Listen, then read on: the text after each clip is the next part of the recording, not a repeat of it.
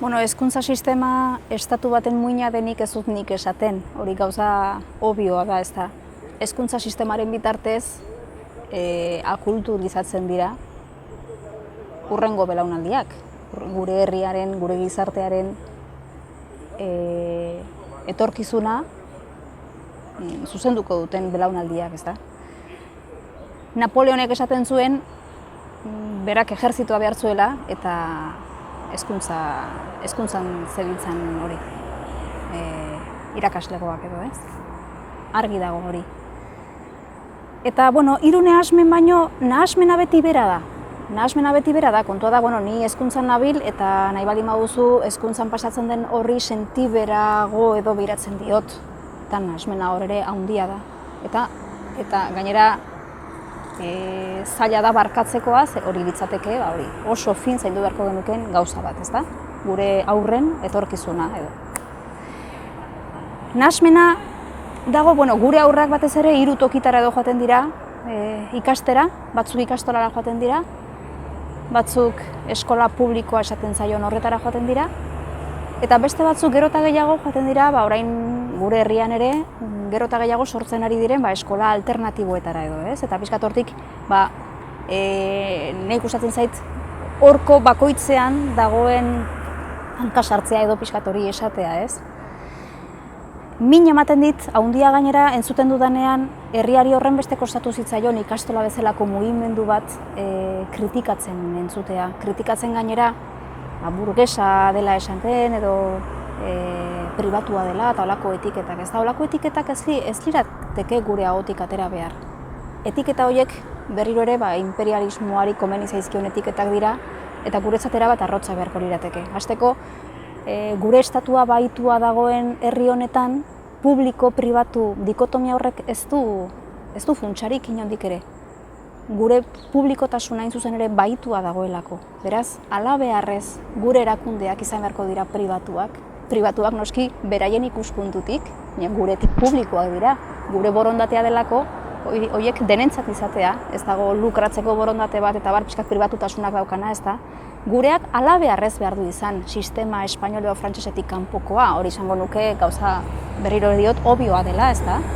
Orduan hori sartzen garenean, hola kalifikatzen eta niri horrek kriston mina ematen dit, suposatzen duelako zurea den hori arbuiatzea iritsi den herri bat nora doan, ez da. Beraz, ikastolaren kontrako hori niri horrek mina ematen dit. Gero beste kontu bat da ikastolak hartu duen bidea, noski.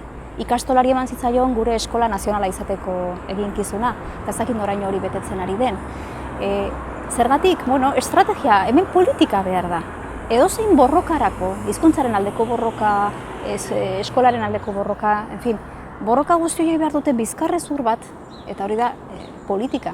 Politika da beharrezkoa den zerbait, hain zuzen ere adar guzti horiek pixkat ongi bideratzeko, sendotzeko. Orduan, estrategia politiko baten faltan dena dago nahasita, dena dago noraezean, eta ikastola bera ere, herri honi horren beste kostazitzaion hezkuntza sistema hori sortzea, hori ere noraezean dago. Higadura ere somatzen da ikastolan. Orduan, eginkizun hori egia da, ez dagoela horren besteko diferentzia eskola publiko espainol edo frantsesean ikasi edo ikastolan ikasi, ez da, tamalez, ez lukola izan behar, noski. Amua irentsi du, zuk subentzioak eskatzen dituzunean, trukean zerbait eskatuko dizu sistema arrotzak, jakina, hori hola da, eta berdin da euskaraz egiten baduzu ere, ez ari zara hor, men egiten sistemari eta horrek eskatu, prezio bat suposatzen du, ez. Orduan hori bat. Gero bestalde harritzen naiz, esaten den euskal eskola publikoaren alde gaudela entzuten dudanean, ni ere jakina euskal eskola publikoaren alde nago. Baina ez daukagu, hain zuzen ere ikastola borondate horrekin sortu zen, gure eskola publiko izateko borondatearekin. Independenteak ez garen bitartean, guk ezin dugu izan eskola publikorik. Beraz, alde nago, baina ez dut ulertzen nola jendeak identifikatzen duen euskal eskola publikoa, euskal eskola publiko espainol edo frantsesarekin. Ez dut ulertzen.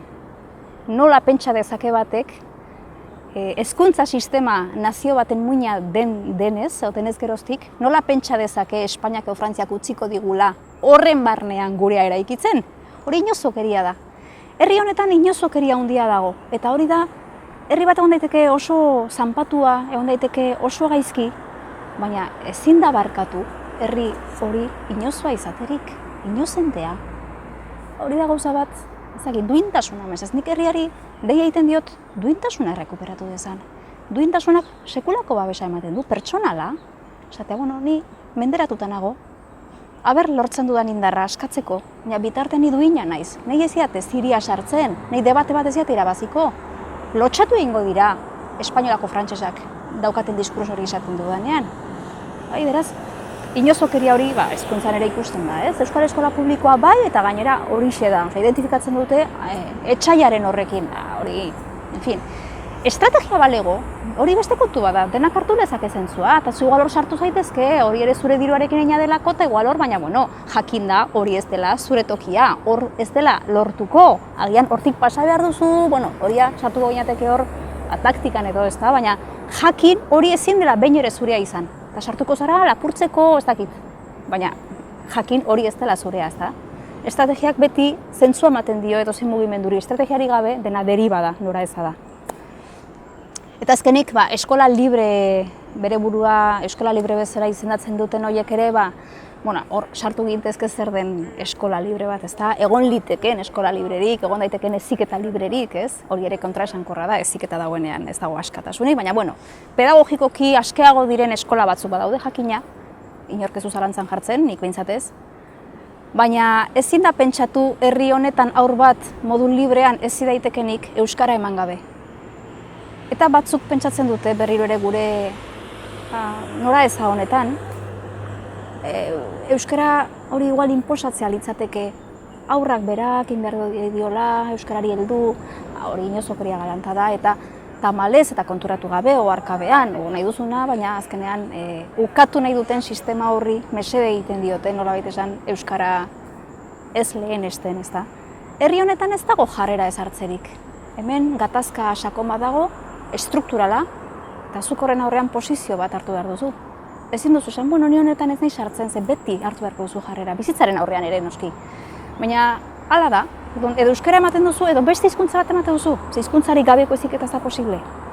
Orduan hor ere, pixkat kontraesan hori ez, librea izan nahi, eta nola hasi haur bat libreki euskarari gabe, ez dut ulertzen. Eta naiz hasiko justifikatzen zergatik, ze hori litzateke herria konplejatu baten tika, ez? Zergatik justifikatu, nola justifikatu, zergatik behar dugun euskara, en fin. Espainol bat itzaio galdetzen zergatik, azten duen espainola ez bere aurra, guri ere ez.